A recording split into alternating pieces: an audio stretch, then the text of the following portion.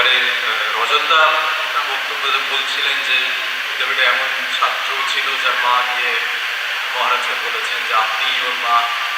তো সেরকম ছাত্র এখানেও আছেন, আমাদের মধ্যেও আছেন, যা গর্ভধারিণী গিয়ে মহারাজকে বলেছে আপনি ওর প্রকৃত মা, আমি শুধু জন্ম দিয়েছি। তো সেরকম একজন ছাত্র স্বামী শিবপ্রদানন্দ সৈকতেশ মহারাজ, তাকে এবার আমরা অনুরোধ করব তার মা সম্পর্কে কিছু বলতে।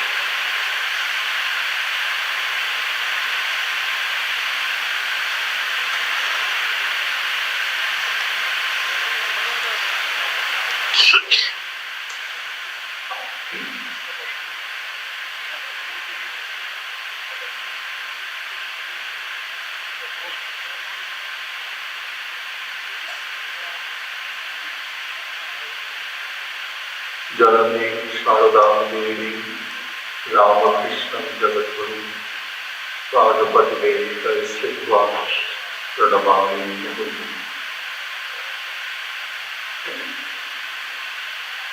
আমরা তখন পরমপূজনীয় শ্রীমৎ স্বামী ভূতানন্দজি মহারাজের শতবর্ষকে কেন্দ্র করে তার ছাত্রদের শ্রদ্ধাঞ্জলি আমরা শুনছিলাম, আলোড়িত হচ্ছিলাম, সমৃদ্ধ হচ্ছিলাম।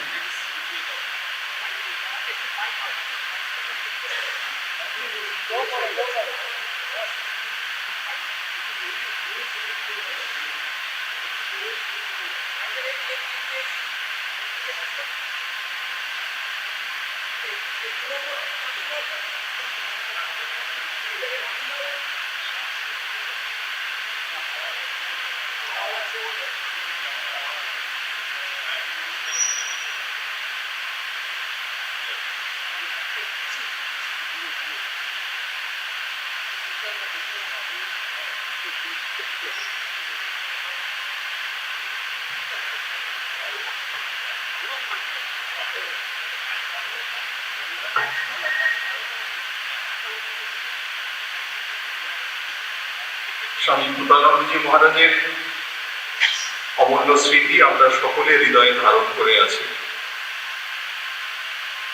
তার পূর্বাশ্রমের সম্পর্কে অনেকগুলি তথ্য এখানে পরিবেশিত হয়েছে, সেগুলির আর পুনরাবৃত্তি আমি করছি না।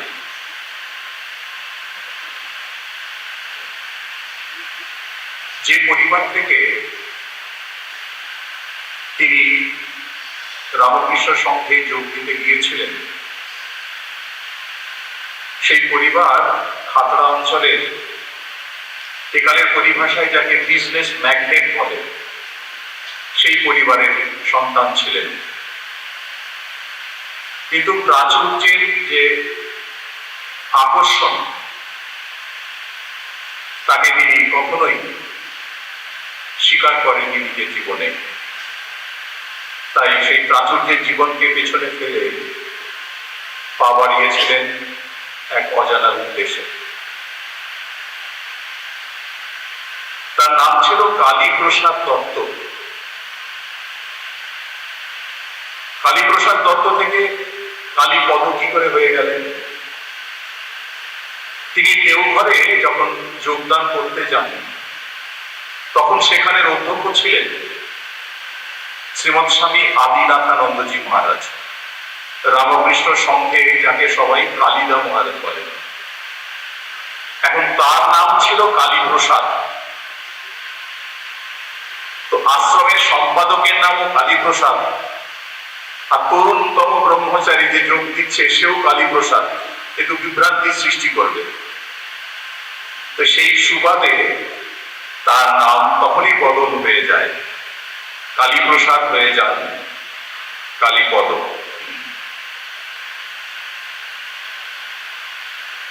যে সময়টা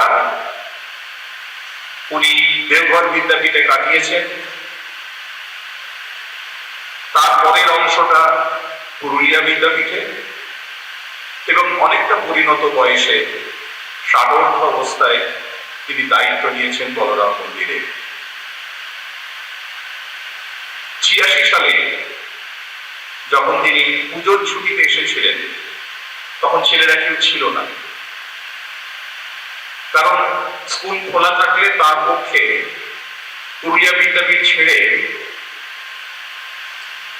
বলরাম মন্দিরে আসা সম্ভব হয়তো হতো না। তার কারণ আছে। এখানে প্রদীপ দ্বারা রয়েছেন, প্রদীপ পাইন। তারা দেওঘর বিদ্যাপীঠে মাতৃধামে থাকতেন। যে বছর কালীপদ মহারাজ দেওঘর থেকে বদলি হয়ে পুরুলিয়া এলেন, সেই বছর মাতৃধামের সমস্ত ছেলে ট্রান্সফার সার্টিফিকেট নিয়ে পুরুলিয়া এসে ভর্তি হল। তো এই অভিজ্ঞতা স্বামী পুতানন্দী, এটি রামকৃষ্ণ মঠ মিশনের কোথাও নেই। এই রেকর্ড কেউ কখনো স্পর্শ করতে পারবে না। ওই একটি রেকর্ড আছে, যদিও আমরা বলি records are made to be broken, but this record cannot be broken. একটাই হয়েছে, ওয়ার্ডেন বদলে যাচ্ছে, ছেলেরাও স্কুল ছেড়ে অন্য স্কুলে ভর্তি হয়েছে। এক অদ্ভুত। তাই পুজোর ছুটিতে 86 সালে পুতানন্দজি চলে গিয়েছিলেন বেলুড় মঠে, সেখান থেকে বলরাম মন্দির। ওনার কাছে আরো একটি প্রস্তাব ছিল, ব্যক্তিগতভাবে আমি তার কাছে জেনেছিলাম, আটপুর যে কেন্দ্রটি আমাদের, হয় আটপুর না হলে বলরাম মন্দির। কিন্তু শেষ পর্যন্ত উনি বলরাম মন্দিরকে গ্রহণ করেন এবং তারপরে এটা তো ইতিহাস। পুতানন্দজি খুব স্নেহশীল ছিলেন, এ কথা বারবার ফিরে ফিরে এসেছে। দয়ালু প্রকৃতির মানুষ ছিলেন, এ কথা আমরা সবাই জানি। কিন্তু অতি বৃদ্ধ বয়সে, যখন তার বয়স 85 পেরিয়ে গেছে, সেই সময়ও তার গভীর এবং আন্তরিক আধ্যাত্মিক সাধনা রামকৃষ্ণ সংঘের নজির সৃষ্টি করেছে। কিছুদিন বলরাম মন্দিরে থাকার আমার সৌভাগ্য হয়েছিল। সেই পরিণত বয়সে পুতানন্দজিকে তখনও দেখেছি এবং মুগ্ধ হয়েছি, এবং যত তাকে দেখেছি তত আমার নিজের সীমাবদ্ধতা আমি আবিষ্কার করেছি। এটি আমার কাছে পরম শিক্ষা। এরকম শিক্ষক কি আমার সৌভাগ্য জানি না, তার পদপ্রান্তে উপস্থিত হতে পেরেছিলাম। রামকৃষ্ণ বিবেকানন্দ ভাব প্রচারে তার অবদান, এগুলো নিয়ে আমরা ভাবি না, জানি না, হয়তো অনেক অস্বীকার করা যাবে না। এই কলকাতা শহরে অন্য কোনো জায়গা নয়। আমৃত্যু তিনি রামকৃষ্ণ সংঘের প্রতি অনুগত ছিলেন। এটি একটি অদ্ভুত ব্যাপার। যাদের নির্দেশ মেনে তিনি কাজ করছেন তারা তার অনেক কনিষ্ঠ বয়সে, কিন্তু রামকৃষ্ণ সংঘের প্রতি তার আনুগত্য আমি যত দেখেছি মুগ্ধ হয়েছি। তিনি নিঃস্বার্থ ছিলেন, শান্ত স্বভাবের ছিলেন, স্থিতধী ছিলেন। এটি তার ছাত্র সমাজ তো বটেই, অগণিত ভক্ত এবং রামকৃষ্ণ সংঘের বিভিন্ন সন্ন্যাসীর কাছে তিনি ভক্তির আসন লাভ করেছিলেন। সকলে তাকে তার জন্য হৃদয়ে ভক্তির আসন পেতে দিয়েছিলেন। আমরা তার জন্ম শতবর্ষ উপলক্ষে এখানে সমবেত হয়ে তার স্মৃতি তর্পণ করছি। তাকে অন্তরের প্রণতি জানিয়ে তার আশীর্বাদ আমরা প্রার্থনা করছি আজকের এই বিশেষ দিনে। পুরুলিয়া রামকৃষ্ণ মিশন বিদ্যাপীঠের প্রাক্তন ছাত্র সমিতির পক্ষ থেকে সভাপতি ডক্টর তপেন্দ্র মল্লিক শতবর্ষ সভার আয়োজন করে আমাদের কৃতজ্ঞতা ভাজন হয়েছেন। তাকে সশ্রদ্ধ নমস্কার জানাই। পুরুলিয়া রামকৃষ্ণ মিশন বিদ্যাপীঠের প্রাক্তন ছাত্র সমিতি ইতিপূর্বে পুরুলিয়া বিদ্যাপীঠকে এবং দেওঘর বিদ্যাপীঠকে যথাক্রমে 10 লক্ষ টাকা এবং 3 লক্ষ টাকা কল্যাণমূলক কাজের জন্য স্বামী পুতানন্দ মহারাজ স্মৃতিরক্ষা তহবিলে দান করেছেন এবং তাদের শ্রদ্ধা এবং প্রণতি নিবেদন করেছেন, যা আমাকে ব্যক্তিগতভাবে অভিভূত করেছে। আজকের সাংঘ অনুষ্ঠানে উপস্থিত যে সমস্ত কৃতি প্রাক্তনীরা উপস্থিত আছেন, তাদের সকলকে আমার শ্রদ্ধা এবং আনত নমস্কার নিবেদন করছি। তাদের সঙ্গে তাদের সহধর্মিণীরা এসেছেন,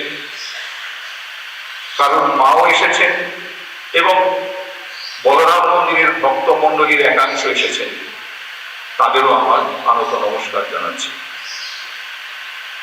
ভূতানন্দজি মহারাজ পুরুলিয়া বিদ্যাপীঠের ছাত্রদের কাছে পূজ্য প্রিয় কালীপদদা হিসেবে যতটা গুরুত্বপূর্ণ, ঠিক ততটাই রামকৃষ্ণ সংঘের বহুমানিত সন্ন্যাসী হিসেবে আদৃত। আজকের আলোচনার কিছু ব্যক্তিগত স্মৃতি এলেও আমি বিষয়টিকে একটু অন্যভাবে বিচার করতে চাইছি। আমার বিচারে যদি কিছু ভুল হয়ে থাকে, আপনারা নিজ বলে আমাকে ক্ষমা করবেন, আমাকে শুধরে দেবেন। আমার মনে হয়েছে আজ 100 বছর পরেও কেন তাকে আমরা স্মরণ করছি, কি এমন ছিল মানুষটির মধ্যে? আমার ব্যক্তিগত স্মৃতি তো আমার ব্যক্তিগত স্মৃতি, কিন্তু সে সকলের কাছে ভাগ করে নেব কেন? 100 বছর পরে মানুষটিকে কেন আমরা স্মরণ করব? তা বিশ্লেষণ করে আমাদের দেখতে হবে। আমরা আজ এখানে যারা তাকে ঘিরে সমবেত হয়েছি, আমরা প্রত্যেকে পরিণত বয়স্ক। আমাদের প্রত্যেকের জীবনের অনেকটা পথ অতিক্রান্ত হয়েছে। অনেকেই ইতিমধ্যে জগৎ থেকে চির বিদায় নিয়েছে। তবু কেন কালীপদ মহারাজ? কি দরকার আছে আজকের এই সন্ধ্যায় তাকে স্মরণ করা? আজকের বর্তমান সমাজের দিকে যদি আমরা তাকাই, আমরা খুব সহজেই বুঝতে পারি না, তিনটে বুলেট ক্রমাগত আমাদের দিকে ধেয়ে আসছে, আমাদের জীবনকে বিপন্ন করছে। 3টি বুলেট খুব গুরুত্বপূর্ণ, যা আমাদের সর্বনাশ করে দিচ্ছে। ধৈর্যহীনতা, অসহিষ্ণুতা, অসামাজিকতা। এগুলি বুলেটের মতন এসে আমাদের জীবনকে বিদ্ধ করছে। সেই প্রেক্ষিতে দাঁড়িয়ে কিন্তু আজ সন্ধ্যায় আমরা কালীপদ মহারাজকে স্মরণ করছি। খুব রূঢ় বাস্তব, খুব কঠিন বাস্তব, এখানে ভাবালুতার কোনো জায়গা নেই। সেখানে এই বেকারটা সমাজের বিপ্রতীপে দাঁড়িয়ে স্বামী ভূতানন্দজি মহারাজ নজির করেছেন। তার নীরব এবং ঐকান্তিক সাধনা এবং নির্লিপ্ত জীবন আমাদের সামনে আদর্শকে স্থাপন করেছে। আজও আমাদের ব্যক্তি জীবনে আমরা তার কাছ থেকে শিক্ষা গ্রহণ করতে পারি, আমাদের ভুল ত্রুটিগুলি শুধরে নিতে পারি। তিনি 3টি প্রতিষ্ঠানে সেবা করেছেন এবং একইভাবে প্রতিষ্ঠানের প্রতি যে আসক্তি, সেটিকে একেবারে বর্জন করেছে।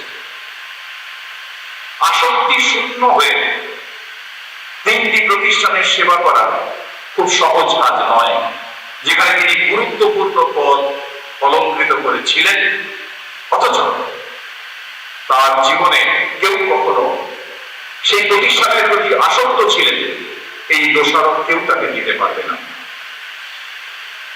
তাই সফলতার বিজয় মালা তার গলাতেই মানায়। আজকে তাকে বাল্যদান করতে করতে এই কথাটাই ভাবছিলাম, এরকম একটা আসক্তি শূন্য জীবন কাটানো যায়? সন্ন্যাসী তো অনেক আছে, কিন্তু কজন সেই উচ্চতায় উত্তীর্ণ হতে পারে? ভারতীয় শাস্ত্রে মায়া বলে একটা শব্দ আছে। এই মায়াটা খুব বিভ্রান্তিকর। কি করে মায়া? উপনিষদে আছে এগুলোর আলোচনা, আমি তার মধ্যে যাব না। সত্যকে মিথ্যা বলে গ্রহণ করতে শেখায়। অ্যাপারেন্টলি যেটাকে সত্য বলে আমি দিতে যাচ্ছি, ওটা বেসিক্যালি মিথ্যে। আর যেটা মিথ্যে, সেটাকে সত্য বলে স্বীকার করতে উৎসাহিত করে। মানুষ ক্রমাগত ভুল করে যায়। তাহলে মায়াকে কি করে বশ করব? দুটো পদ্ধতি হতে পারে। একটি হচ্ছে তার সাথে সরাসরি লড়াইয়ে চলে যাওয়া, তাকে পরাভূত করা, কিংবা তাকে সন্তুষ্ট করে কোন রকমের কাজ উদ্ধার করা। কিন্তু শাস্ত্রকাররা বলছেন এই দুটোতেই কিন্তু মানুষ আরো বিভ্রান্তির পথে চলে যাবে। কারণ মায়ার সঙ্গে লড়াই করে মায়াকে পরাভূত করা মানুষের কাজ নয়। আবার মায়াকে সন্তুষ্ট করলে সে আরো জড়িয়ে যাবে। তার উপায় কি? শরণাগতি। এই শরণাগতি যেমন আসক্তি শূন্য জীবন, তেমনি উদাহরণ ছিল এই শরণাগতির জীবন। যে শরণাগতি থেকে তিনি উদাসীনতাকে অভ্যাস করতে পেরেছিলেন, যে শরণাগতি থেকে তিনি মায়াকে উপেক্ষা করতে পেরেছিলেন। যুদ্ধ নয়, সন্তুষ্ট করা নয়, উপেক্ষা করা, উদাসীন থাকো, সেই সত্যে উত্তীর্ণ হয়েছিলেন স্বামী বিবেকানন্দজি। সেটিকে নিজের জীবনে আচরণ করে প্রতিষ্ঠা করে গেছেন। শাস্ত্র বাক্য যেন তার জীবনে প্রতিফলিত হয়েছে। এক অদ্ভুত জীবন, এক আশ্চর্য জীবন। কেন 100 বছর পরে তাকে স্মরণ করব? মায়ার বিভ্রান্তিতে আমরা সকলেই হবলুক খাই। মঞ্চে যিনি বসে বক্তব্য রাখছেন তিনিও হবলুক খান, যারা মঞ্চের ওদিকে বসেছেন তারাও হবলুক খান। এটা বলে ব্যাখ্যা করার দরকার নেই। কিন্তু আমরা যাকে নিয়ে আজকে আলোচনা করছি তিনি কিন্তু অদ্ভুত ভাবে সেটিকে উপেক্ষা করেছেন, উদাসী থেকেছেন। তিনি এইটির মাধ্যমে পরমকে স্পর্শ করেছিলেন, একাত্ম হয়ে গিয়েছিলেন।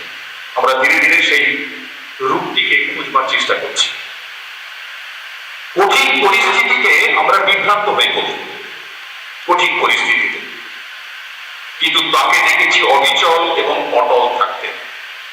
শরীর ত্যাগের বছরখানেক আগে বলরাম মন্দিরে এক সন্ন্যাসী, তার সহকর্মী, তার সঙ্গে কুৎসিত আচরণ করেছেন, যা আমাদের বেদনান্ত করবে, অথচ কালীপদ মহারাজের নির্বিকার ছিলেন। সেদিন সকালবেলায় বলরাম মন্দিরে একতলার ঘরে মহারাজ বসে আছেন। সেই সন্ন্যাসী কর্মী তাকে অন্য একজন সন্ন্যাসীকে সেখান থেকে সরিয়ে দেওয়ার জন্য ক্রমাগত চাপ সৃষ্টি করছে। কেন সরিয়ে দিতে হবে? কারণ যাকে সরিয়ে দিতে তিনি নির্দেশ করছেন তিনি ওই সন্ন্যাসীর পছন্দের লোক নন। ওর পছন্দের লোক ওখানে রাখতে হবে। অতএব যাকে অপছন্দের মানুষ বেলুমঠকে বলে তাকে এখান থেকে বিদায় করুন। ক্রমাগত মহারাজকে চাপ দিয়ে যাচ্ছে। মহারাজ ঘরে বসে রয়েছেন বিছানায়, সে বারান্দায় আস্ফালন করছে, আর খুব কুৎসিত ভাবে, খুব বিচ্ছিরি ভাবে মহারাজকে প্রায় আক্রমণ করছে। সৌজন্যের লেশ মাত্র নেই, তিনিও সন্ন্যাসী। শেষে গলা চড়িয়ে কালীপদ মহারাজকে নির্দেশ দিচ্ছেন, এটা আপনাকে করতে হবে। প্রসঙ্গত উল্লেখ্য, মহারাজের সন্ন্যাস হয়েছে 1957। এই সাধুটির জন্ম তার পরে। তিনি আমার সমসাময়িক ছিলেন, তাকে আমি চিনি। মহারাজ তখন খুব শান্ত গলায় তাকে বলছেন, আমি কি করে তাকে চলে যেতে বলবো? ঠাকুরের ইচ্ছায় বেলুর মঠের ব্যবস্থাপনায় সেখানে এসেছে, আমি তো তাকে এখানে আনিনি। আর সে তো সাধু জীবনের প্রতি কোনো গরিব কাজ করেনি। গরিব কাজ করলে আমি তাকে বলতে পারতাম বেলুর মঠে যে সাধু জীবন যাপন করছে, কিন্তু এরকম তো কোনো অভিযোগ নেই। আমি কি করে বলবো বেলুর মঠে একে নিয়ে যান? মহারাজের এই শান্ত কণ্ঠস্বর সেই সন্ন্যাসীকে উত্তেজিত করল, তাকে উন্মাদ করে দিল প্রায়। তিনি কালীপদ মহারাজকে পাপাত্ম করে গালাগালি শুরু করলেন ওই বারান্দায় দাঁড়িয়ে, আজকে যাকে আমরা পুজো করছি ফুল দিয়ে।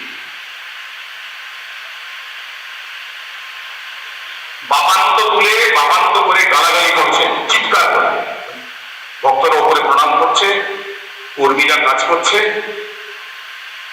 উচ্ছিন্নভাবে মহারাজকে আক্রমণ করেছে। মহারাজ শান্ত। এই প্রদীপটা দোতলায় মায়ের ঘরে প্রণাম করছিলেন, চেঁচামেচি শুনে উনি নেমে এসেছেন। নেমে এসে কালীপদ মহারাজের ঘরের সামনে দাঁড়িয়েছেন। মহারাজ তখন হাসতে হাসতে বলছেন, শুনলে প্রদীপ, এই সাধু আমাকে বাপান্ত করে গালিগালাজ করছে। তখনও হাসছেন, ক্ষমা করছেন। ওই মায়াকে অস্বীকার করার কথা বলছিলাম, উপেক্ষা করার কথা আমরা আলোচনা করছিলাম। শাস্ত্র কিরকম তার জীবনে প্রতিফলিত হয়েছে, বইয়ে ছাপা শুধু নয়, জীবনে তিনি অভ্যাস করেছেন, উত্তীর্ণ হয়েছেন সেই সত্যে। তাই 100 বছর পরেও তার আলোকচিত্রে ফুল দিয়ে আমরা নিজেদের কৃতার্থ বোধ করছি। আজ আমরা যারা তাকে অবলম্বন করে এখানে সমবেত হয়েছি, প্রতিকূল অবস্থায় কতটা উপেক্ষার ভাব আমরা বজায় রাখতে পারবো, আমি নিজেকেও ভেবে দেখতে বলছি, আপনাদের কাছেও সেই আবেদন রাখছি। আরেকজন সন্ন্যাসীর কথা মনে পড়ছে। এখন তিনি অশীতিপর এবং একটি শাখা কেন্দ্রের অধ্যক্ষ, এখনো তিনি আছেন। পুতানন্দী তিনি পূর্ব পরিচিত, রামকৃষ্ণ মিশনের একটি শাখা কেন্দ্রে তার অধীনে কর্মরত ছিলেন। তিনি পণ্ডিত, সুবক্তা এবং প্রাবন্ধিক। অথচ শুধু কালীপদ মহারাজ কেন, একমাত্র নিজেকে ছাড়া অন্য কোনো মানুষের কঠোর সমালোচনা ও নিন্দা করতে তিনি ছাড়েন না। নিজের নিন্দা করতে কখনো তাকে শোনা যায়নি, কিন্তু এছাড়া কাউকে তিনি রেয়াত করতেন। সাধুরা আগে আপনাকে বলে তার সম্পর্কে, বোধহয় যার কাছে মন্ত্র দীক্ষা হচ্ছে তাকে বোধহয় একটু রেয়াত করেছে, তার নামে হয়তো বলেন। আর কালীপদ মহারাজের তো প্রশ্নই নেই। তিনি দেখা করতে এসছেন বলরাম মন্দিরে। মহারাজ খুব সস্নেহে তাকে বসালেন, প্রসাদ খাওয়ালেন। চা খাবেন না কফি খাবেন, চিনি দেবে না দেবে না, একটা কম মিষ্টির সন্দেশ আছে সেটা তাকে খাওয়াবেন কিনা, ঠান্ডা জল দেবে কিনা, এইভাবে আপ্যায়ন করছেন, গল্প করছেন, যেন কত আপনার জন্য। তিনি আন্তরিকভাবেই করছেন, উনিও সেই সেবাগুলি গ্রহণ করছেন। কিন্তু এটা জানেন কালীপদ মহারাজ, যে মুহূর্তে তিনি ওই ঘর থেকে বাইরে যাবেন, তার সম্পর্কে কটু কথা বলবেন বা বলরাম মন্দির থেকে বেরিয়ে গিয়েই তাকে উৎসাহ করতে করতে তার নিজের শাখা কেন্দ্রে ফিরে যাবে। তার এই অসীম ধৈর্য আমাদের বিস্ময় জানায় নাকি? কালীপদ মহারাজের কাছের মানুষজন তার উদ্বেগহীন এবং নির্বিকার অবস্থা থেকে অবাক হয়ে যেতেন। আমরা আজকে সকলে যে যার বাড়ি ফিরে যাব, আমি আশ্রমে ফিরব, যদি সম্ভব হয় গীতার ভক্তিযোগের 13 থেকে 19 নম্বর শ্লোক এটি পড়ব অর্থসহ। তারপরে দেখে নেব কালীপদ মহারাজের জীবন সেই সত্য কিভাবে প্রতিফলিত করেছে। গীতাতে ওই ভক্তিযোগ অধ্যায়ের 13 থেকে 19 এই শ্লোক কিভাবে তার জীবনে প্রতিফলিত হয়েছে। শাস্ত্র শুধু শব্দগুচ্ছ নয়, তা যে জীবনের আচরণ করে সিদ্ধি লাভ করা যায়, কালীপদ মহারাজ তার অন্যতম উজ্জ্বল নিদর্শন। পুতানন্দ মহারাজের চেতনা চৈতন্যে উত্তীর্ণ হয়েছিল। আমার প্রগল্ভতা আপনারা মার্জনা করবেন, কিন্তু আজ এই সভায় বাক্যটি উচ্চারণ করতে আমার কোনো দ্বিধা হচ্ছে না। আমরা বুঝতে পারিনি, বিশ্বাস করুন। আমি 68 পেরিয়ে 69-এ পড়ছি। আমি কদিন আগেও ভাবছিলাম, আমরা বিশ্বাস করতে পারছি না যে আমরা কার সঙ্গে আমাদের জীবনের একটা সময় কাটিয়েছি, বুঝতে পারি না। তার প্রার্থনা, তার স্পর্শ, তার পবিত্র সঙ্গ মানুষের শোক তাপ ব্যাধিকে হরণ করে বহু মানুষের জীবনকে আগুয়ান হতে সাহায্য করেছে। অদ্ভুত শক্তির অধিকারী ছিলেন এই মানুষটি। তার আত্মা বিশ্বাত্মার সঙ্গে তথা বিশ্ব মনের সঙ্গে একাত্ম হয়ে গিয়েছিল। ফলে বস্তুবাদ, ভোগবাদ, অহংকার এবং কর্তৃত্বাভিমান তিনি অতিক্রম করতে পেরেছেন। এর কোনোটাই তাকে স্পষ্ট করে। He was beyond that. Kalipada মহারাজ সম্পর্কে আমাদের সিদ্ধান্ত আমাদের চমকিত করতে পারে, কিন্তু বিভ্রান্ত করবে না। আমি পদার্থবিজ্ঞানের ছাত্র নই, কিন্তু আমার একটু ওই বিষয়ে আগ্রহ আছে। এখানে কালীপ্রসন্নদা রয়েছেন, আরো অনেক বিশিষ্ট মানুষ রয়েছেন, আমার অপরাধ মার্জনা করবেন। এই মুহূর্তে পদার্থবিজ্ঞানে বিশেষ করে কোয়ান্টাম ফিজিক্স যে বস্তু কণা বা পার্টিকেলের অবস্থানের কথা বলছে, সেটা কখনো কখনো তরঙ্গ হয়ে যায়, ওয়েভ হয়ে যায়। ওটা কণা থাকে না, ওয়েভ হয়ে যায়। কখন কণা থাকবে আর কখন ওয়েভ হয়ে যাবে বলা যায় না, বিজ্ঞানীরা বলতে পারছে না। ফলে বস্তুর সংজ্ঞা কিন্তু আধুনিক পদার্থবিজ্ঞান দিতে পারছে না। ট্র্যাডিশনাল যে আমাদের ভাবনা, সেই ভাবনার সঙ্গে কিন্তু তাকে তছনছ করে দিচ্ছে হাইজেনবার্গের পরবর্তী যে বিজ্ঞানীর দল। কোনটা কণা আর কোনটা তরঙ্গ বোঝা যাচ্ছে না। এখানেই থেমে থাকে কোয়ান্টাম ফিজিক্স। আরো এগিয়ে গেছে, বলছে কোয়ান্টাম টানেল, মানে কোনো বাধা নেই। তরঙ্গটা যাচ্ছিল, সামনে একটা বিরাট পাহাড়, ওটা কোনো সমস্যা না, তরঙ্গ চলে যাবে। কোয়ান্টাম টানেল, কিছুই তাকে বাঁধতে পারবে না। আজকাল অনেক কোয়ান্টাম ফিজিক্সের বিজ্ঞানীরা আমাদের দেশে তো বটেই, বিদেশেও কেউ কেউ শ্রীরামকৃষ্ণের অনুভূতির কথা বলছেন, রামকৃষ্ণ এই নামটা উচ্চারণ করছেন। সাম্প্রতিককালে যাদবপুর বিশ্ববিদ্যালয়ের একজন অধ্যাপকের সঙ্গে আমার কথা বলছিলেন। তিনি এপিজে আব্দুল কালামের কাছে পিএইচডি করেছেন। তিনি বলছেন যে কোয়ান্টাম টানেল এই বস্তু সম্পর্কে, কণা সম্পর্কে আমাদের প্রথাগত ভাবনাকে তছনছ করে দিয়েছে। এক অচিন চৈতন্য শক্তি সর্বত্রগামী এবং বস্তু জগতের কোন বাধার বাধা হিসেবে থাকছে না। কালীপদ মহারাজ তার জীবন সাধনার মাধ্যমে তার জ্ঞাতসারে অথবা অজান্তে এমন এক আধ্যাত্মিক শক্তির অধিকারী হয়েছিলেন, যা আমাদের সীমিত অনুভূতির সূত্রে অনুসরণ করলে তার কিছুটা আভাস আমরা পেতে পারি।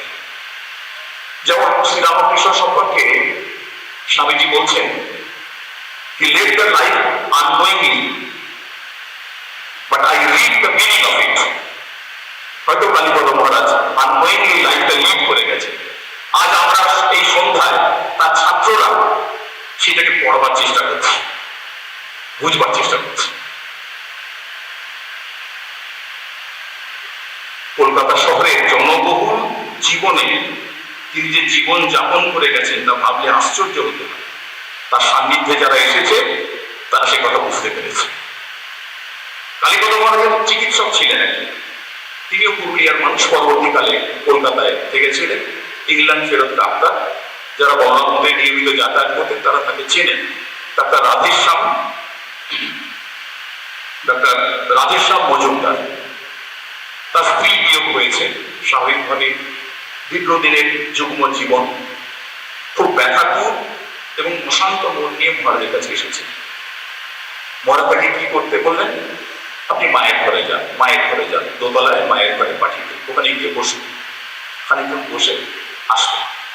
প্রতিদিনই উনি আসতেন, দুঃখের কথা বলতেন, স্ত্রী বিয়োগের যন্ত্রণায় ছটফট করছেন মানুষটি। অত বড় ডাক্তার বলতেন মায়ের ঘরে যান, মায়ের ঘরে নেমে আসে, তাকে একটু প্রসাদ খাওয়াতেন, চা খাওয়াতেন, তবে ডাক্তার উঠছে পারে চলে যেতেন। একান্তভাবে তিনি বিজ্ঞান মনস্ক ছিলেন, খুব বিচারশীল মানুষ ছিলেন। ভাবের কোনো ব্যাপার ছিল না তার। আমি মানুষটিকে চিনতাম, তার সঙ্গে অনেকবার কথা হয়েছে। খুব লজিক্যাল। ইংল্যান্ডে দীর্ঘদিন ছিলেন, তার ছেলেও নাম করা ডাক্তার। তো তিনি বিজ্ঞান মনস্ক এবং বিচারশীল, কিন্তু সেই ডাক্তারবাবু পরবর্তীকালে তার মন এত শান্ত এবং স্বাভাবিক হয়ে গিয়েছিল এবং তিনি কালীপদ মহারাজের প্রতি এতটা অনুরক্ত হয়েছিলেন, দিনে একবার মহারাজকে না দেখতে পারলে তার মন উঁচা করত। আর প্রতিদিন সকালবেলায় 8টার সময় ফোন করতেন, মহারাজের আশীর্বাদ নিয়ে তিনি তার কাজ শুরু করতেন। ওই 8টার সময় মহারাজের ঘরে গেলে বলতে বাবু দাও, ওই ডাক্তারবাবু এখানে ফোন করতেন, আমাকে দাঁড়াতে হতো, ডাক্তারবাবু ফোন হয়ে যেত, তারপরে কাজের কথা। মানুষটা কিরকম পাল্টে গেল। ওই যে কোয়ান্টাম টানেলের কথা ভাবছিলাম, কোন বাধাটা বাধা, একটা চৈতন্য শক্তি আর একটা মানসিক চৈতন্য শক্তিকে কিভাবে নাড়া দিয়ে জাগিয়ে দিতে পারে, এই ট্রান্সফরমেশনটা দিনের পর দিন কালীপদ মহারাজ ওই বলরাম নদীরে বসে পড়ে গেছে।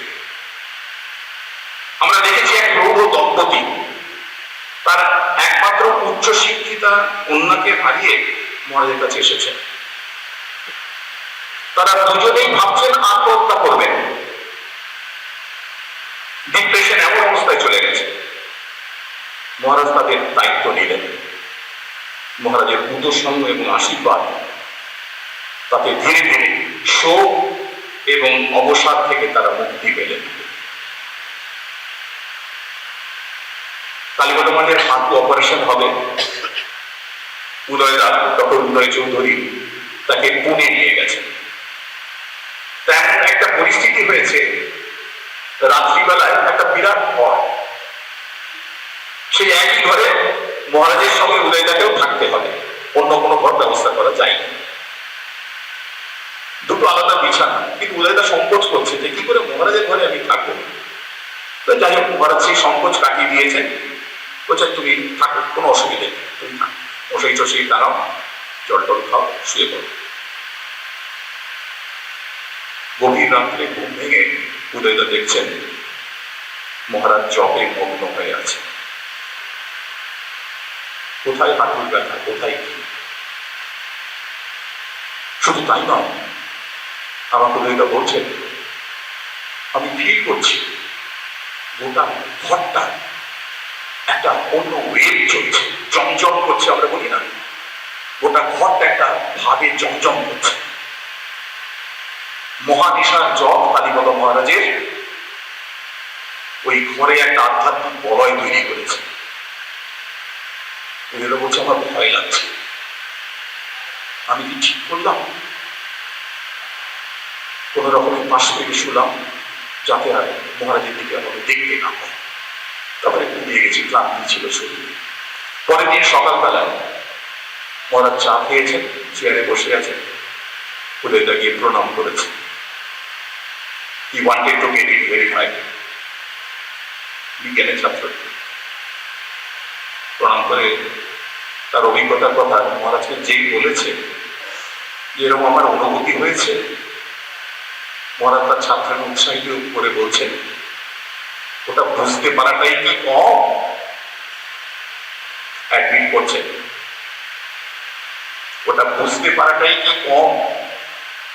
মানে তুমি আমার সঙ্গেই আছো, তাকে উৎসাহিত করছে ছাত্রকে। এই প্রকৃত শিক্ষক, লোকশিক্ষক। ফিজিক্স কেমিস্ট্রি পড়ানোর শিক্ষক শুধু নয়, ইন্ডিয়ান কালচার পড়ানোর শিক্ষক, অঙ্ক পড়ানোর শিক্ষক শুধু নয়, লোকশিক্ষক। তুতানজি নিরভিমান ছিলেন। প্রতি বছর বাংলা নববর্ষ এবং বিজয়ের পর দশমীর 2-1 দিন পরে বেলুড় মঠে যেতেন, ঠাকুর মন্দির প্রণাম করতেন। আমরাও থাকতাম অনেক সময়, কারণ মহারাজের সঙ্গে গেলে এক্সট্রা খাতির পাওয়া যেত। উদয়দা, প্রদীপদা, আমি, ডাক্তারবাবু হই হই করে পেছনে গুটোগুটি করে উঠতাম, মহারাজ সামনে সিটে বসতেন। আমরা বলতাম হেডকোয়ার্টার্সে চলুন, ওখানে সব জেনারেল সেক্রেটারি, অ্যাসিস্ট্যান্ট সেক্রেটারি সব রয়েছে, তাদের সাথে দেখা করে আসবেন। উনি বলতেন না বাবা, ওরা সবাই আমার জুনিয়র, আমি গেলে সবাই চেয়ার ছেড়ে উঠে দাঁড়ায়, প্রণাম করে, ওদের কাজের অসুবিধা হয়, আমার খুব লজ্জা করে। কি মিষ্টি একটা উত্তর। স্বামী প্রমেয়ানন্দজি, হয়তো তার মন্ত্র শিষ্য এখানে কেউ থাকতে পারে, তিনি সহাধ্যক্ষ ছিলেন। অসুস্থ হয়ে তিনি শেষ শয্যা নিয়েছেন হাসপাতালে। খুব ইচ্ছা একবার ভূতানন্দী তার কাছে আসেন। তো মহারাজ প্রদীপ দাকে সঙ্গে নিয়ে তার কাছে গেছেন। মুখে মাস্ক পরানো রয়েছে, কথা বলতে পারছেন না, অক্সিজেন চলছে, স্যালাইন ট্যালাইন চলছে, আরো কিছু সূর্য ফোটানো আছে। উনি ইশারা করছেন যে আপনার হাতটা আমার মাথায় রাখেন। রামকৃষ্ণ সঙ্গের সহাধ্যক্ষ ভূতানন্দীর কাছে আশীর্বাদ প্রার্থনা করছেন। উনি সংকোচ করছেন, না না তাই কি হয়?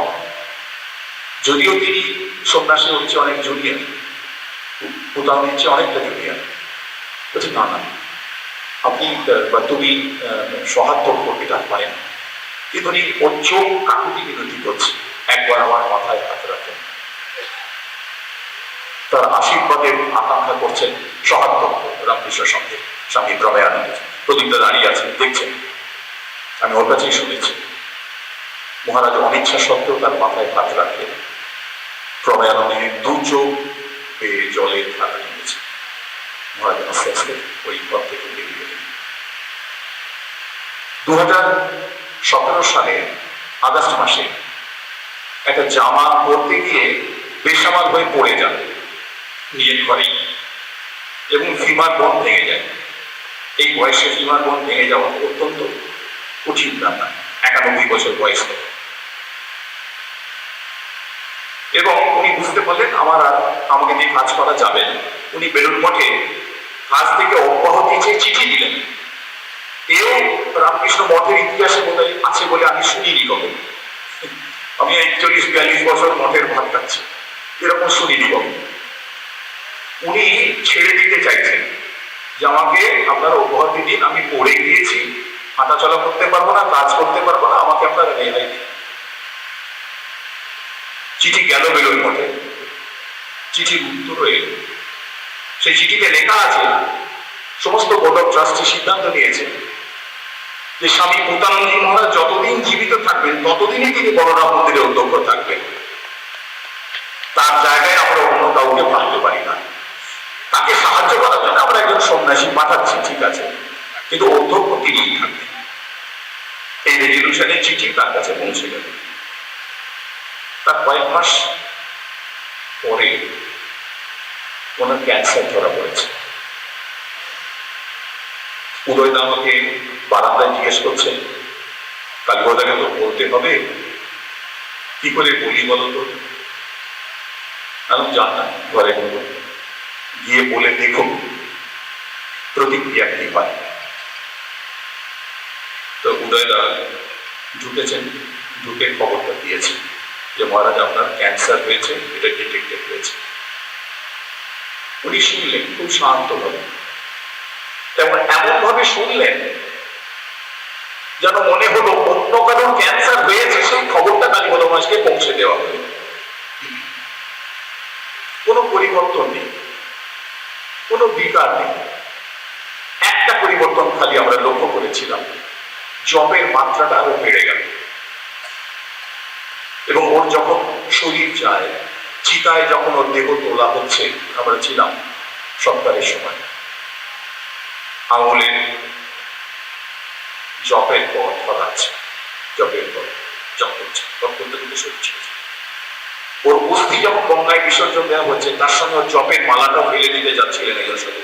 তারা দেখি মালাটা ওই চিতার কাছে দাঁড়িয়ে আছে। মালাটা হাতে নিয়ে দেখলাম, রুদ্রাক্ষর মালা যারা জপ করেন জানেন কত খরখরে হয়। উনি এত জপ করেছেন ওটা পুঁতির মালা মনে হচ্ছে, এত মসৃণ হয়ে গেছে রুদ্রাক্ষ। সেটি তার অস্থির সঙ্গে গঙ্গায় বিসর্জিত হল। প্রখ্যাত ডাক্তার সুকুমার মুখোপাধ্যায়কে এনেছিলেন উদয়দা দেখাবার জন্য। তো সেই বৃদ্ধ ডাক্তার ভূতানন্দজির স্নেহের স্পর্শে নিজেই আপ্লুত হয়ে গেল। এই কিছুদিন আগে ওই ডাক্তারবাবুর সঙ্গে অন্য একটা জায়গায় দেখা হয়েছিল।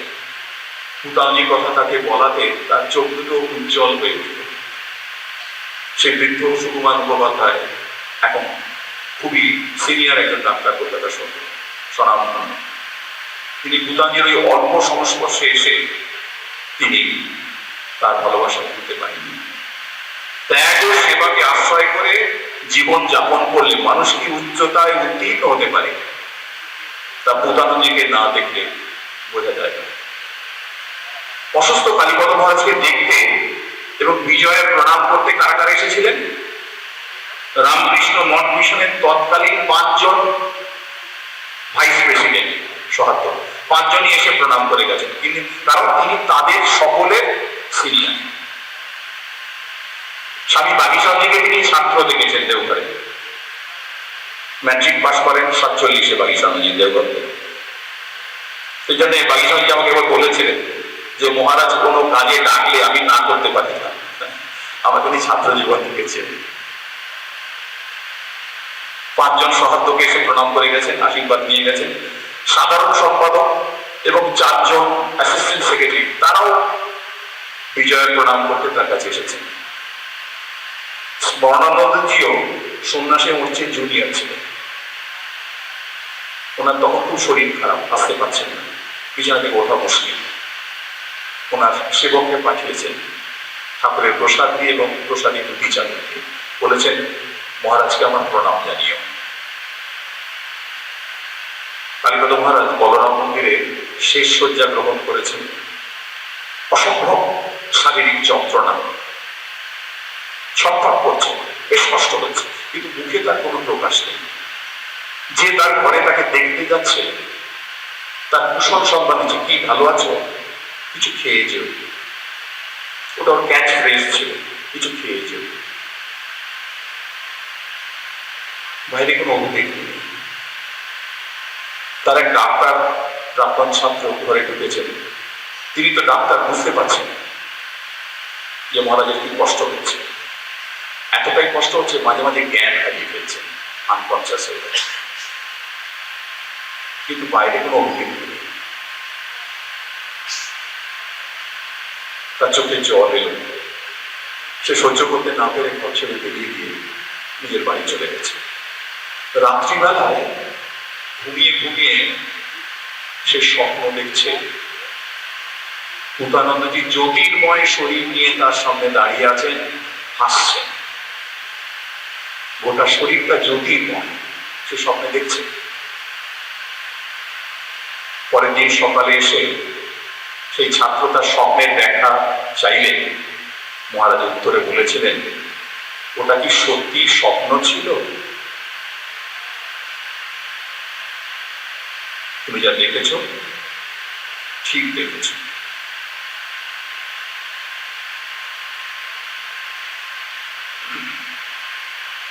দেওঘর বিদ্যাপীঠে তিনি যখন ছিলেন, ভব মহারাজ ছিলেন।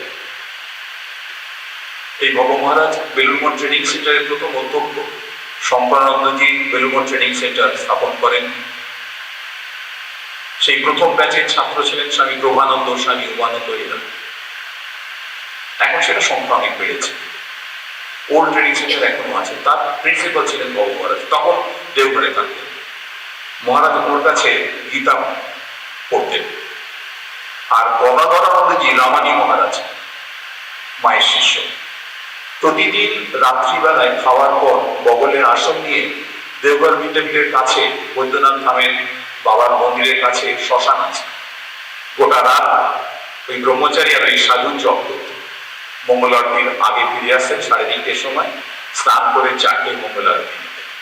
দিনের পর শ্মশানে মহানিশায় জপ করেছে ভূতানন্দ, তার ফর্মেটিভ পিরিয়ড। তিনি তার দীক্ষাগুরু বিরজানন্দীর বিশেষ কৃপা পেয়েছিলেন। তার বিরজানন্দীর সচিব ছিলেন স্বামী শ্রদ্ধানন্দজি। আপনারা জানেন তিনি উদ্বোধন পত্রিকার সম্পাদক ছিলেন এক সময়, এবং পরবর্তীকালে আমেরিকায় বেদান্ত প্রচারে গিয়েছিলেন। খুব সফল একজন মানুষ শ্রদ্ধানন্দজি, বিমল মহারাজ ডাকনাম। তার রচনা এখনো রয়েছে, খুবই উচ্চ মানের সেই সমস্ত রচনা। এরা প্রবীণ সন্ন্যাসী, ওনার সেবক ছিলেন, সেক্রেটারি। তো শ্রদ্ধাঞ্জলিকে বলছেন, আমি একটু মহারাজের কাছে যেতে চাই, তার আশীর্বাদ আমার একটু দরকার আছে, একান্তে কথা বলবো। বলে তুমি বিকেল বেলায় এসো। বিকেল বেলায় গেছেন। মহারাজ তখন বসে বসে বড় বড় তামাক খাচ্ছেন। মহারাজ তার ঘরে ঢুকে হাঁটু মুড়ে বসে প্রণাম করেছে। বলছেন, মহারাজ, আমার গর্ভধারিণী আমাকে অত্যন্ত স্নেহ করেন, আমিও মাকে খুব ভালোবাসি।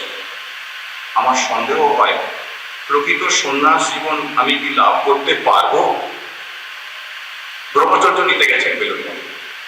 তখন এই একটা সংকোচ, একটা শঙ্কা মনের মধ্যে উঠেছে। গুরুর কাছে নিবেদন করেছে। গুরু কি করলেন? অসাধারণ আশীর্বাদ। ইচ্ছা হয় কালীবাবা মহারাজকে এই ক্ষেত্রে গড়গড়া নড়াটা নামিয়ে রাখলেন, তার মাথাটা কোলের উপর টেনে দিলেন, তারপরে দু হাতে মাথায় হাত বোলাচ্ছেন। বিরোধা ঘরে আর কেউ নেই। বুকের কাছে তার শিষ্যের মাথা, আর বিরোজনের দুটি হাত তুতানন্দীর মাথায় হাত বোলাচ্ছে। বলছেন, কিছু ভেবো না, সব ঠিক হয়ে যাবে, সব ঠিক হয়ে যাবে, সব ঠিক হয়ে যাবে। তিনবার শ্রদ্ধানন্দ বেরিয়ে এসছেন, মনটা আমাদের পড়ে গেছে। শ্রদ্ধা জিজ্ঞেস করলেন, কি হলো, কি কথা হলো? বলছেন, মহারাজ এইরকম করলেন। সে কি এরকম হয়েছে? এরকম তো কখনো করেন না আপনি। বরং বলেন, তুমি কয়েকদিন বাড়িতে কাটিয়ে এসো। কিন্তু অদ্ভুত ব্যাপার, উনি অবাক হয়ে গেলেন এই আশীর্বাদের ভঙ্গিতে। যেমন শঙ্করাচার্যের কথা সুপ্রিয় বলছিল, ঠিক একই রকম রাসভারী ছিলেন বিরোজানন্দজি। বিরোধীর জীবন যদি আমরা আলোচনা করি, রাজ আবার হইল অদ্ভুত একটা জীবন। তো তার কাছে এরকম আশীর্বাদ পেয়েছে স্বামী তুতানন্দ। 1957 সালে সন্ন্যাস পাওয়ার পর মাতৃদর্শনে তিনি গিয়েছিলেন এবং মা খুব সন্তুষ্ট হয়ে তাকে খাইয়েছিলেন, অনেক স্নেহ আদর করেছিলেন, আশীর্বাদ করেছেন। ওই সংকোচটা কেটে গিয়েছিল। তারপরে উনি সন্ন্যাসের পর পাহাড়ের দিকে গিয়েছিলেন, হয়তো কেদার যাচ্ছিলেন। একদিন পাহাড়ের পথে হাঁটছেন, ওর মায়ের কথা খুব মনে পড়ছে। হঠাৎ ভাবছেন, এত মায়ের কথা কেন মনে পড়ছে? তীর্থ দর্শন করে যখন কঙ্কল আশ্রমে ফিরলেন, দেখলেন একটা টেলিগ্রাম এসছে ওর নামে, হাবড়া থেকে ওনার মায়ের দেহান্ত হয়েছে। যেদিন উনি ওর মায়ের কথা স্মরণ করছিলেন, সেই দিনই ওর মায়ের দেহ গেছে, শরীর গেছে। কলকাতার নগর এবং সংলগ্ন বহু মানুষের তিনি আশ্রয়স্থল ছিলেন। অনেক বিশিষ্ট ব্যক্তিকে তার সঙ্গে একান্তে কথা বলে তৃপ্ত হতে দেখেছি, শান্তি পেতে দেখেছি। সাহিত্য, সঙ্গীত, ছায়াছবি, চিকিৎসা, বিচারালয়, প্রকাশনা, সরকারি প্রশাসন, সেই সময়ের কলকাতার যারা সেরা সেরা মানুষ, তারা একান্তে এসে মহারাজের কাছে কথা বলে যেতেন। কি কথা বলতেন তিনি জানেন, আর মহারাজ জানেন। কখনো কাউকে বাইরে সেটা বলতেন না। বিখ্যাত মানুষ, তাদের নামের তালিকা যদি বলতে শুরু করি, অবাক হয়ে যাবেন সবাই। সেটা এখানে প্রকাশ করা কাঙ্ক্ষিত নয়, তিনিও চাইতেন। তিনি এতটাই স্থিতলী এবং শান্ত ছিলেন। পবিত্রতা ও শরণাগতি ছিল তার শক্তির উৎস। তিনি ছিলেন ব্লিসফুল পিউরিটি। কলকাতা রামকৃষ্ণ বিবেকানন্দ ভাব প্রচারের তিনি সভাপতি ছিলেন এবং তার সময় এই ভাব প্রচার পরিষদ বিস্তার লাভ করেছিল। এটা তার সাংগঠনিক শক্তির পরিচয়। অ্যাপারেন্টলি আমরা কালীপদ মহারাজের এই দিকটা অনেকে ভাবতেই পারি। রোজ ডায়েরি লিখতেন এবং ইংরেজিতে লিখতেন।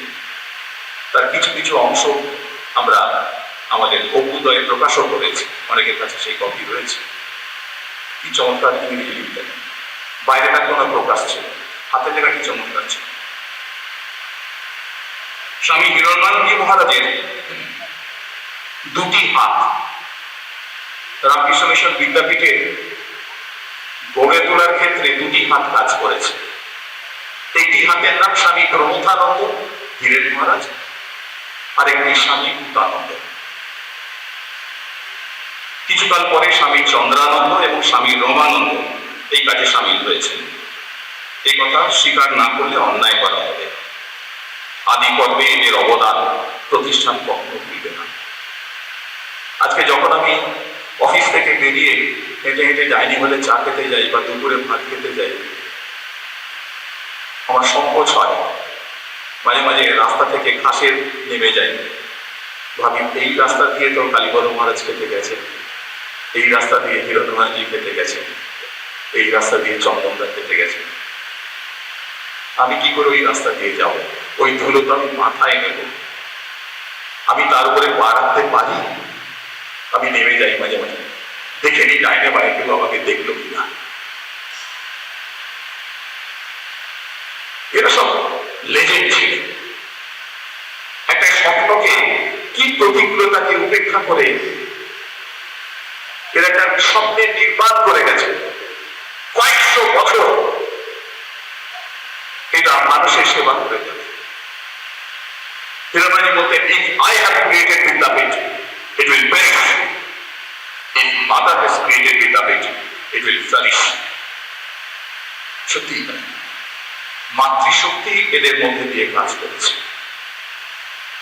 কালীপদ মহারাজ চেহারায় পুরুষ হলেও ভেতরটা ছিল একেবারে মায়ের মতো। শুধু এটা ভাবের কথা না, এর পেছনে তথ্য আছে।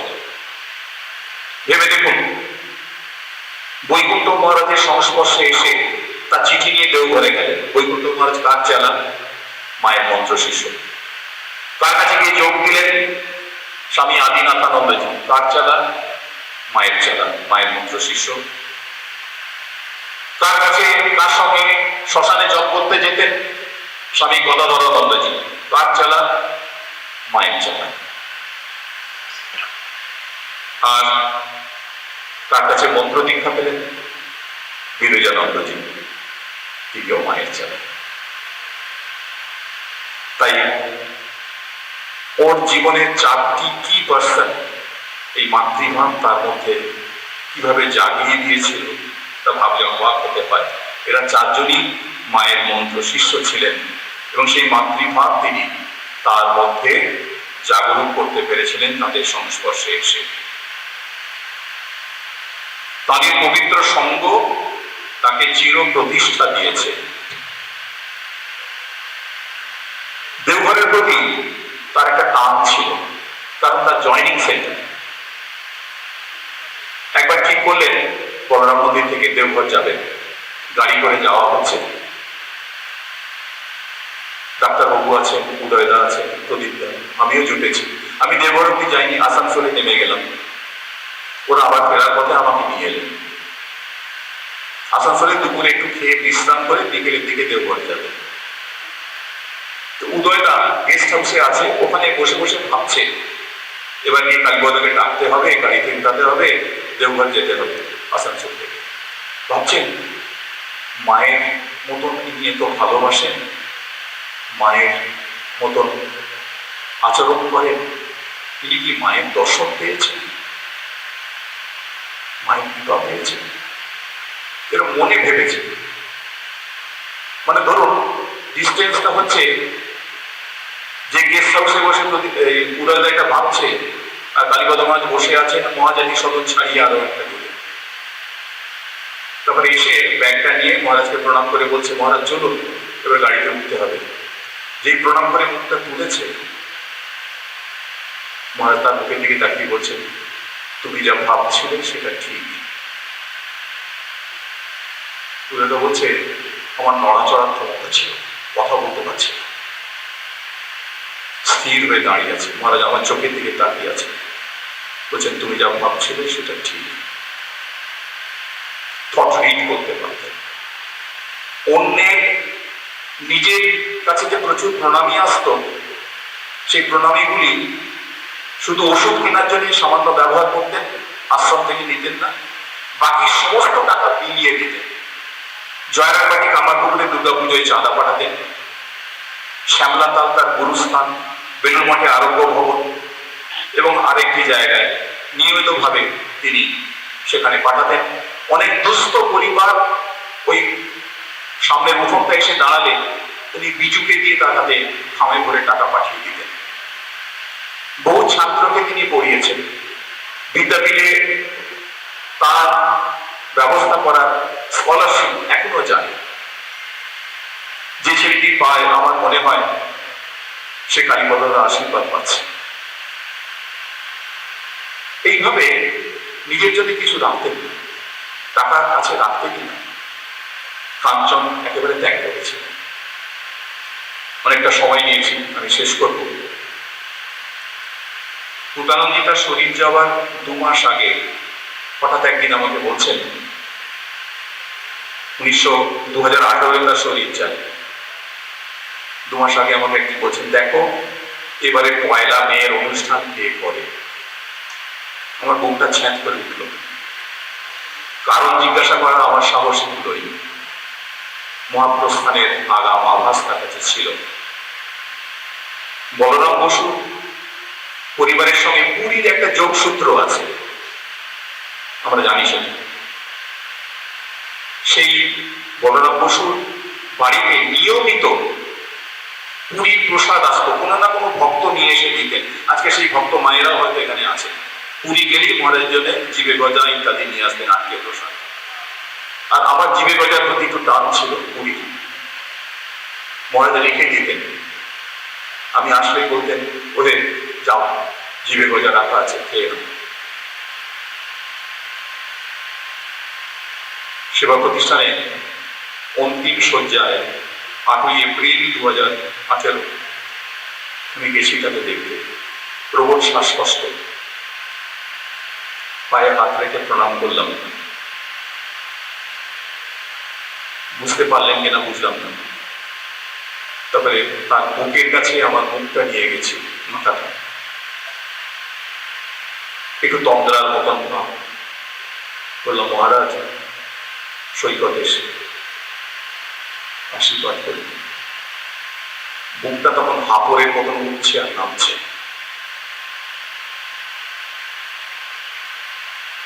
ওই সুচবিদ্ধ হাত মাথায় রাখলেন আর বললেন ইশারায়, কিছু খেয়ে যেও। আমি খেতে পারিনি, প্রণাম করে বেরিয়ে। তখন বড়নগরে কাজ করতাম, ফিরে গেছি।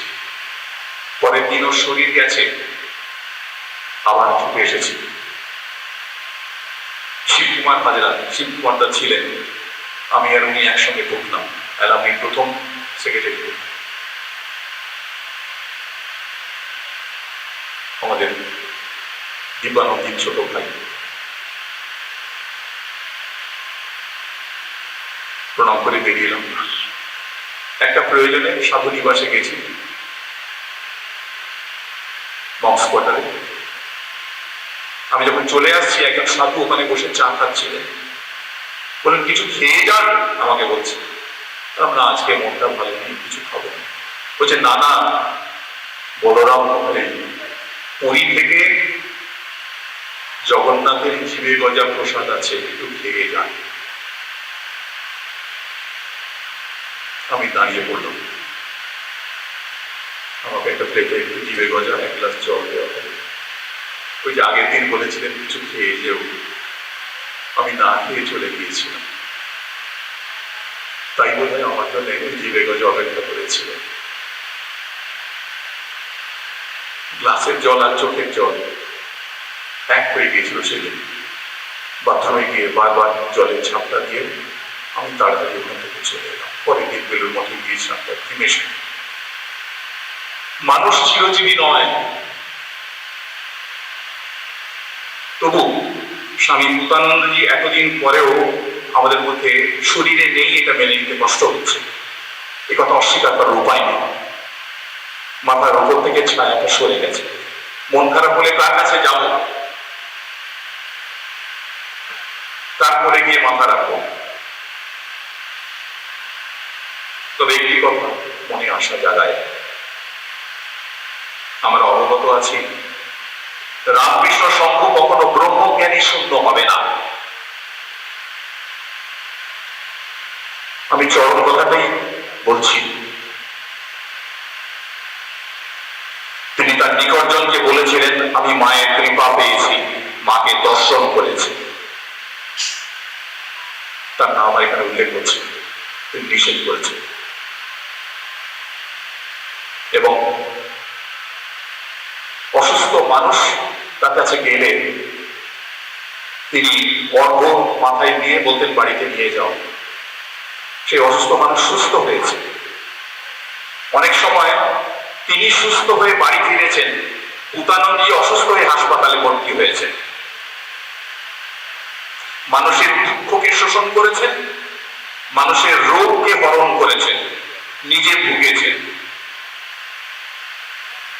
এবং ক্যান্সার যে হয়েছে,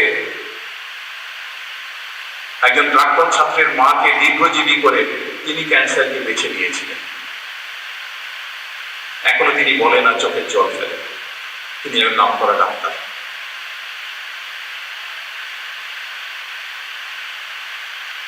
তাই বেলুড়মঠ কখনো ব্রহ্মজ্ঞানী শূন্য হবে না। স্বামী পুতানন্দ মহারাজ বিশ্বতনুতে অনুতে অনুসৃত হয়ে চিরজীবীর আসন লাভ করেছেন, সর্বভূতে সেই প্রেমময়। তাই আমরা যতই চেষ্টা করি না কেন, যতই চালাকি বুদ্ধি করি না কেন, কেউই তার করুণা দৃষ্টির বাইরে যেতে পারবো না। তার করুণা দৃষ্টি আমাদের যেভাবে আগে রক্ষা করেছে, এখনো রক্ষা করবে, আগামী দিনেও করবে।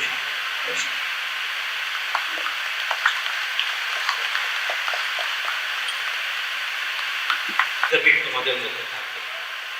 হ্যাঁ, বিদ্যাপীঠ তো থাকবেই, কিন্তু সেই বিদ্যাপীঠের স্মৃতির মধ্যে পদ্মরাগ মুনির মতন হয়ে চিরজীবী থাকবেন, চিরজাগরণ থাকবেন কালীপদ মহারাজ। আমি আমার একটা ছোট্ট গান রবীন্দ্রসঙ্গীত দিয়ে তাকে শ্রদ্ধা জানাচ্ছি।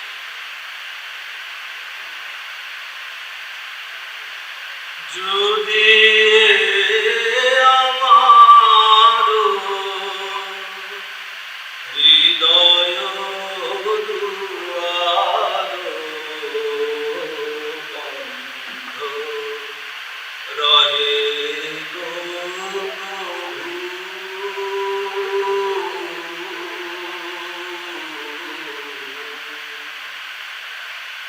যদি আমার হৃদয় দুয়ার বন্ধ রহে গো প্রভু, দ্বার ভেঙে তুমি এসো মোর প্রাণে, ফিরিয়া যেও না প্রভু।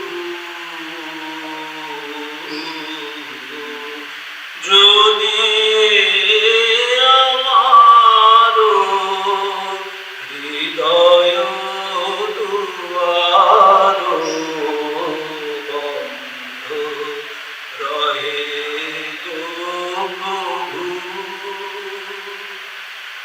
যদি কোনো দিন এদিন তারে তব প্রিয় নাম নাই ঝঙ্কারে, যদি কোনো দিন এদিন তারে তব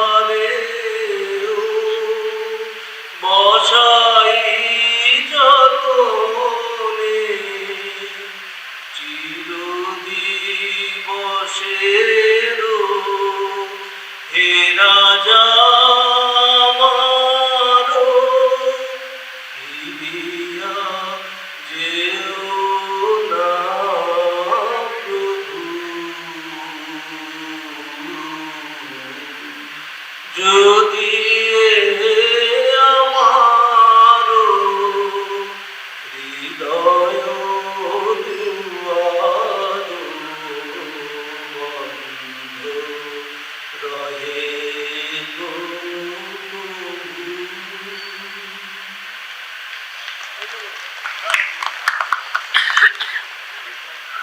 রামকৃষ্ণ মিশন বিদ্যাপীঠ প্রাক্তন ছাত্র সমিতির পক্ষ থেকে অনুষ্ঠিত স্বামী পুতানন্দজির জন্মশতবর্ষের অনুষ্ঠান শেষ। আমি সবাইকে অনুরোধ করবো একবার মঞ্চে আসতে, একটা গ্রুপ ফটো আমরা তুলে নেবো একসঙ্গে।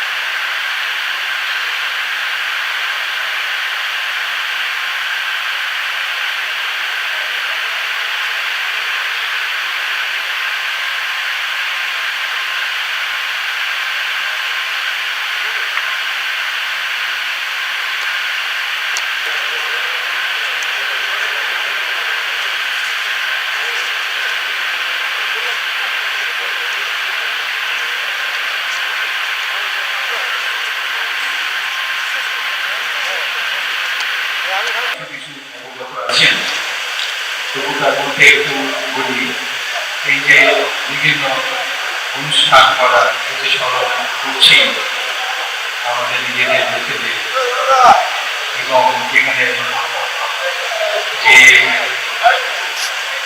চিড়িয়াখানা রয়েছে আপনারা আসবেন, দেখবেন। আমাদের এখানেতেই কালকেও যেরকম ওয়ার্ল্ড এনভায়রনমেন্টে তার জন্য একটা অনুষ্ঠান হয়েছে। আজকে তো এই সরকারি অনুষ্ঠান হলো। আপনাদের সকলকে আবার ধন্যবাদ জানাচ্ছি। বিশেষ করে আমাদের সৈকত মহারাজ যিনি এসছেন পুরুলিয়া থেকে, এসে তিনি আমার জুনিয়া থেকে কিন্তু আমাকে খুবই ভালোবাসেন, আমি খুবই ওনাকে স্নেহ করি। আর এই অনুষ্ঠান আমাদের যিনি আর কি অ্যালামনির সেক্রেটারি সঞ্জয়, ও যদি না থাকতে কিছুই হবে না। অতএব ওকে বিশেষ করে আমি আবার সকলকেই জানাচ্ছি ধন্যবাদ, নমস্কার, শুভ